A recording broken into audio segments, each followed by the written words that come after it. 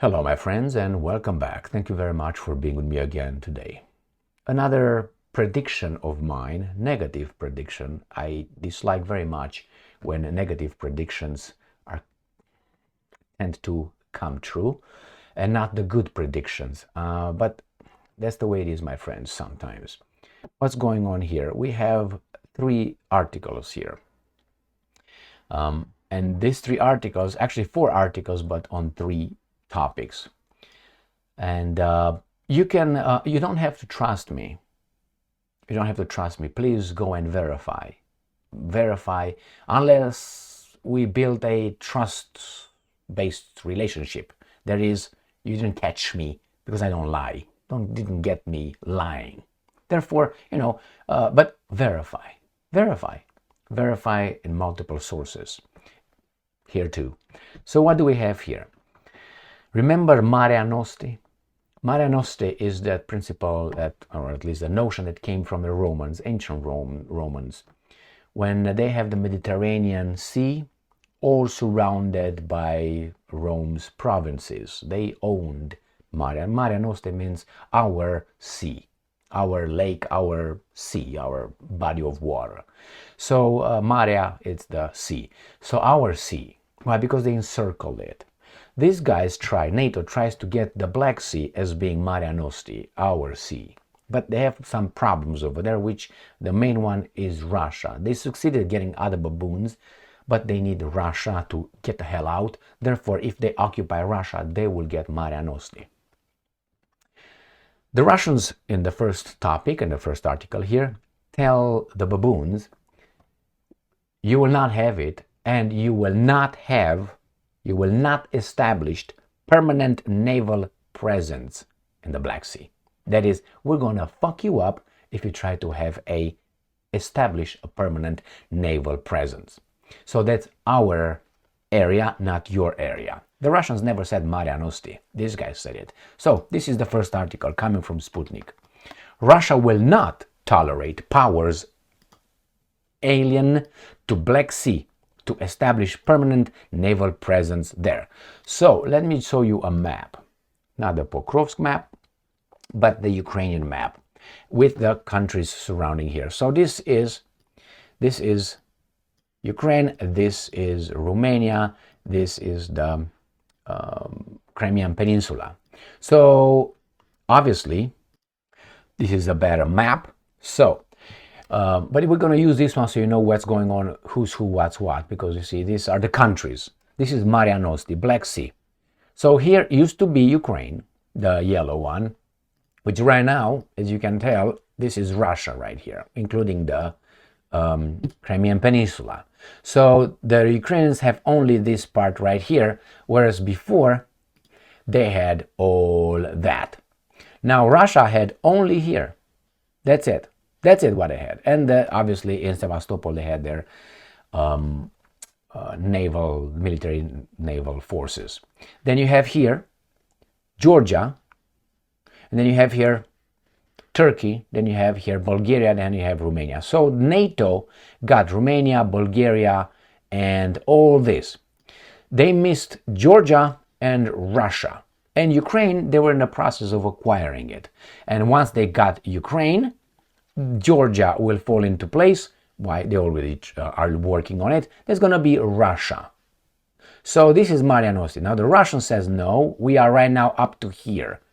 Up to here. So where is that at? Right here. So we are up to here. All you got here is Romania, Bulgaria, and how do you call it? Turkey.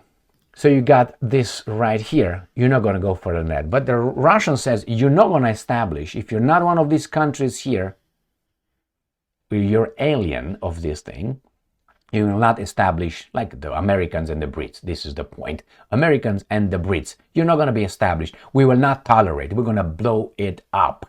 This is, well, this guy's the direct translation.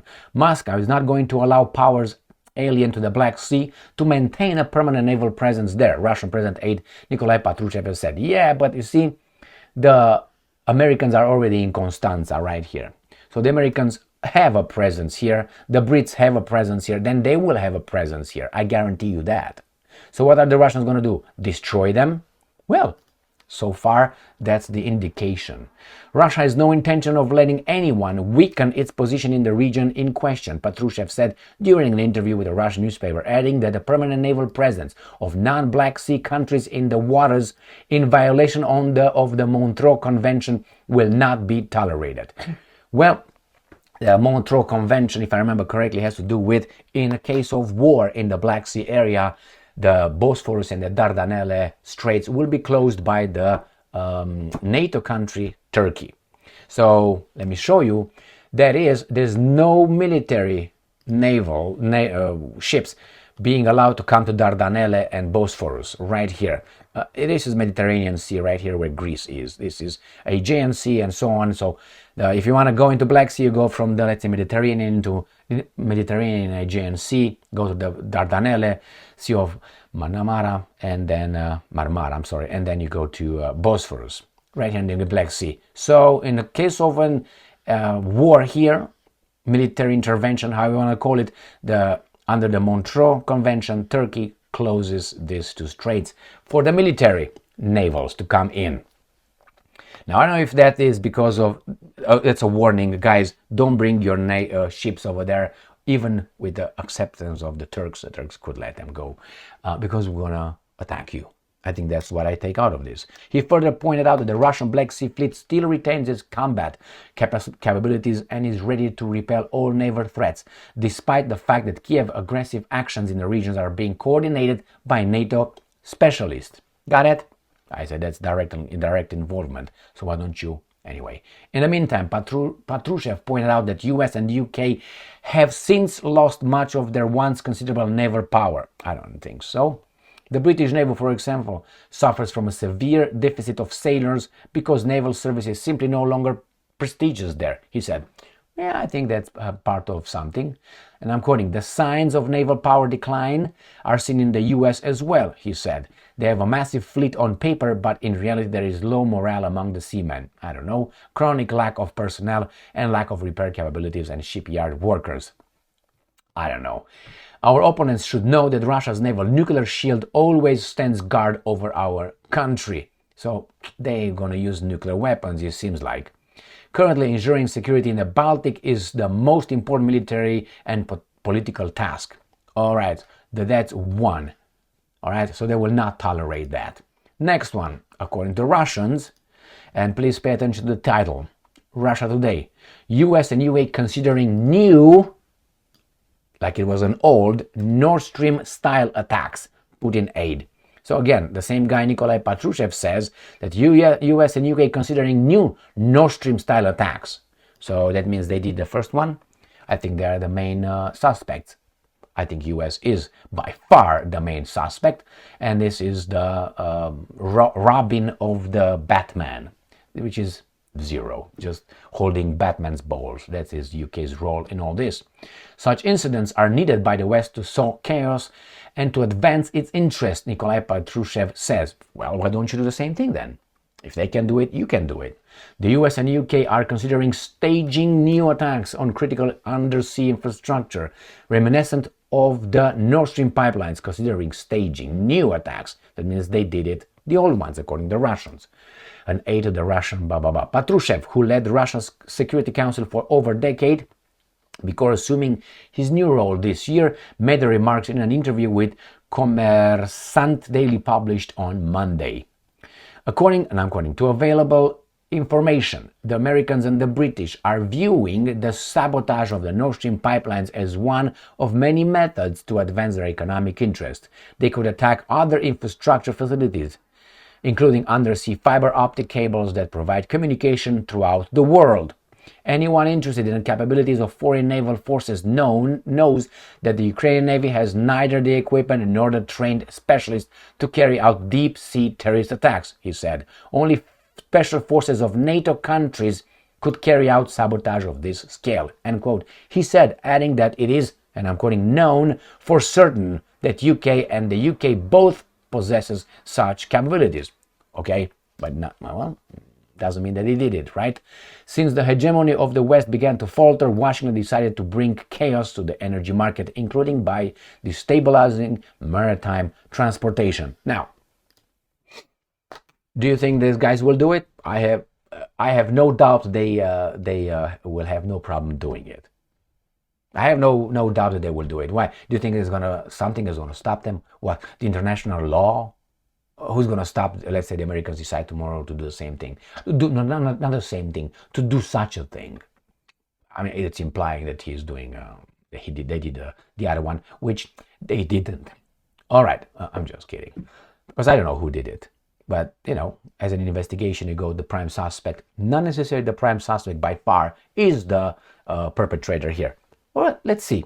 Time will tell. I think that that's the way I see it, and could be wrong. I think the United States did it with the help of the Brits, Robin holding Batman's balls, and then maybe the Norwegians. This is what I see. Probably with the quiet of the Denmark and even the Swedes and the Germans. Probably they all were in advance told, zip it, shut the fuck up. Anybody says something, I'm gonna smack you around. And they say, okay, boss. So this could happen, 100% possibility, 100% probability. I will give it like 98. We'll see if that happens before Trump comes into office, if he's still alive by then, or whatever happens. All right, let's see what's going on here. We have an imbecile. I mean, we have many imbeciles, but one in particular now is a German candidate to be the chancellor of Deutschland über niemals. And that guy gives an ultimatum to Russia. And if Russia doesn't do what this guy tells them to do, then what?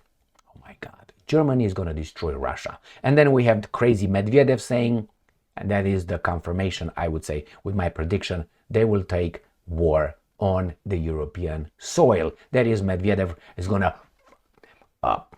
All right, let's start with Medvedev first, because it's a reaction to the other baboon's action. Russia Today, 12th of November.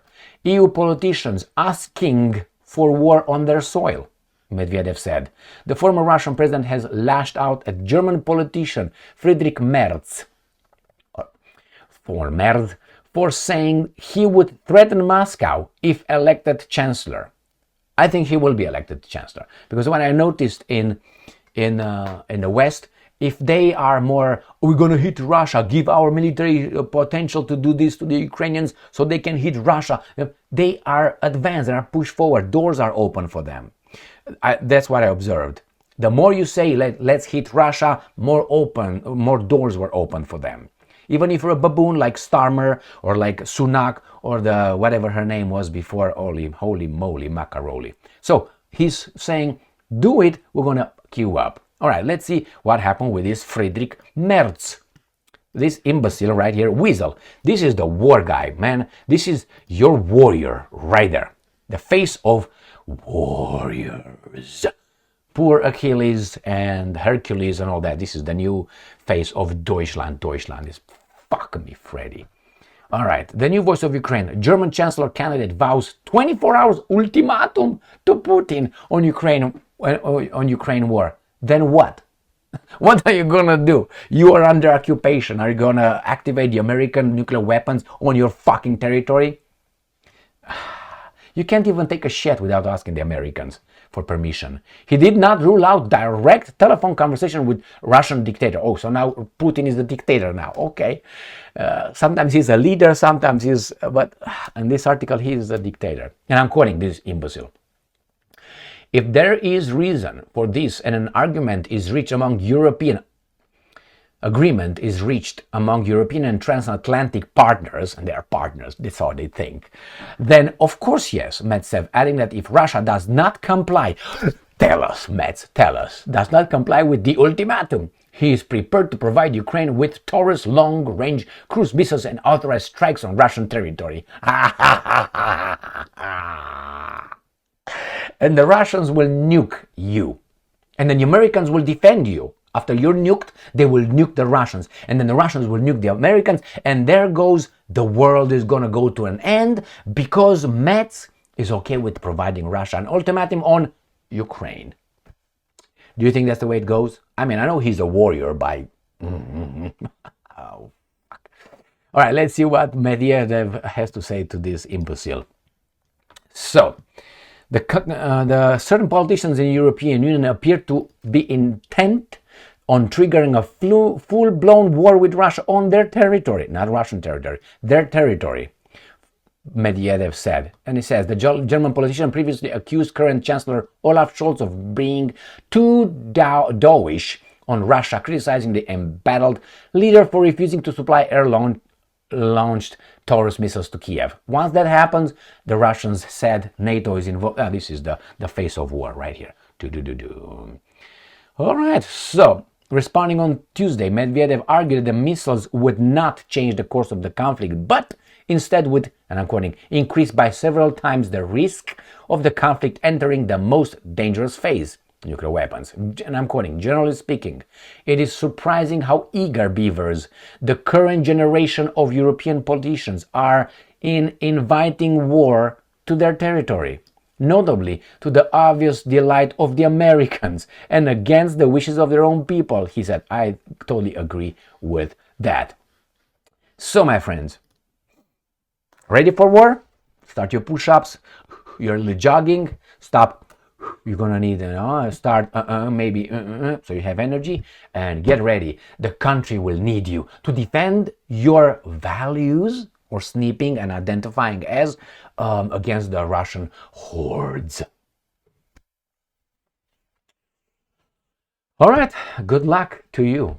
I'm far from this. I'm gonna be watching with all our interest, the banking interest. You know what we're gonna do if you survive?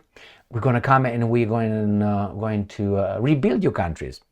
We're gonna have a second Marshall Plan, and again we're gonna take over your industries. Again, why? Because to direct competition we kind of can't, but we do it by having you impose sanctions on yourselves. Why? More expensive energy to create stuff for your how do you call it, manufacturing sector, then you can't compete with us. Therefore, you have to bring your companies here so you can compete with nobody. You're going to belong to us. And once those guys destroy you, we're going to come and say, Russia, stop. Let's be friends now. Let's discuss this. Let's again break this in two in Lebensraum right here between us and the Russians. And where is Europe? Europe is going to be rebuilt by our bankers. The bankers are in charge of us, actually. Our military-industrial complex is going to position and help you. They're going to have a blast, as they have right now. And then our energy, and we're going to benefit, basically. And we're going to be living here just fine with our EVs, right? And with windmills. And you guys are going to be over there begging and thanking us forever that we came back to help you, when actually it was us pushing you over the cliff. Again? All right, my friends, I can't say too much. I mean, I can, but then you don't hear from me for a week. Thank you very much, but you're going to hear on Rumble. Thank you very much for being with me again today. Get ready. Stay strong, stay smart, look for the truth, and be just.